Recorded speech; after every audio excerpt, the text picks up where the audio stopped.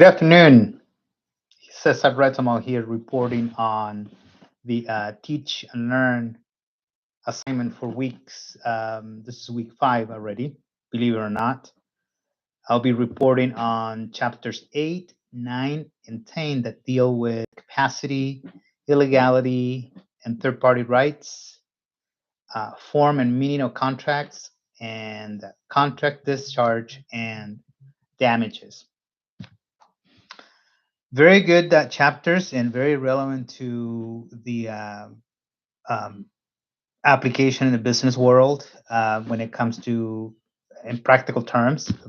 Most of the things that actually, all the things that I read had to do with um, business dealings and responsibilities from both parties. I will summarize my understanding of what I read.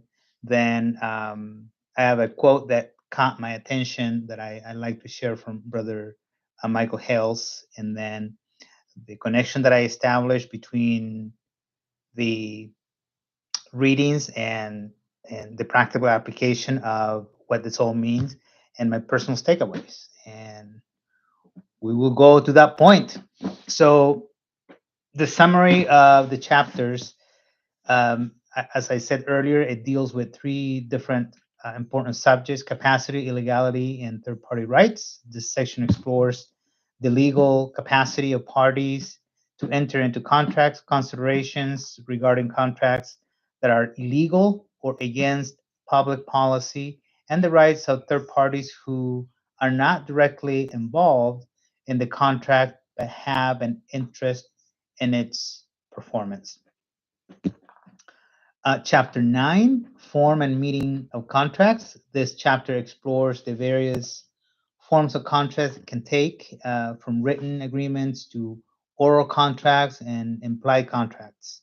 There's nuances in between all three. It also discusses how contracts are interpreted, including the importance of understanding the intentions of the parties involved and the significance of the language used in each of these contracts or forms of agreements. Um, Chapter 10 deals with contract discharge and damages. This part of the book covers the ways in which contracts can be discharged, such as through performance, agreements, frustrations, or breach.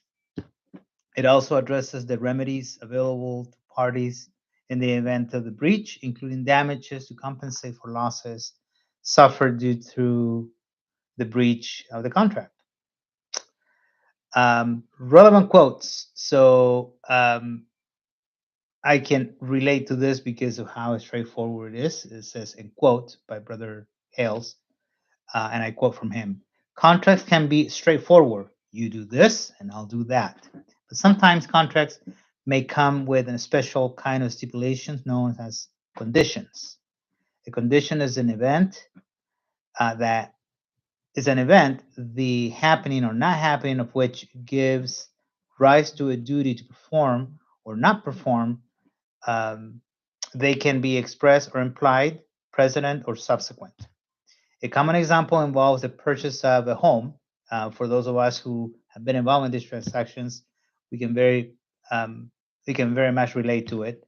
Should I place my home on the market for sale? A potential purchasers may take an offer, but make an offer condition on the purchaser's ability to sell their existing home. Purchasers do this because they don't wish or can't afford to own two mortgages at once. So I've been in the front end and the back end of these transactions when I went put my house on the market, condition the uh, where the potential purchaser or buyer implies that condition on me. I will not purchase your home, Cesar, if I have not yet sold mine. But I also exercise the same practice um, the other way around when I've been purchasing a home as well. So uh, that is a very practical way to look at the law and how it works in day to day or practical terms. So I have a lot of reservations about how the law applies overall in certain things when it comes to fairness or unfairness. But in this case, it's very practical and it really helps individuals through business transactions.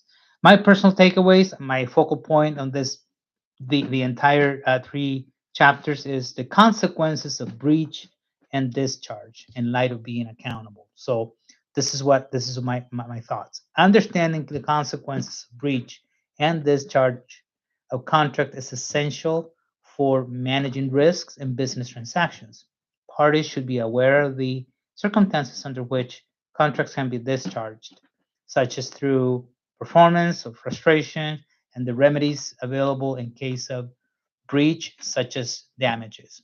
By understanding these principles, parties can better protect their interests and mitigate potential losses arising from contract disputes. This is my report for this week, and I hope that this is just as helpful as it was for me to study and learn.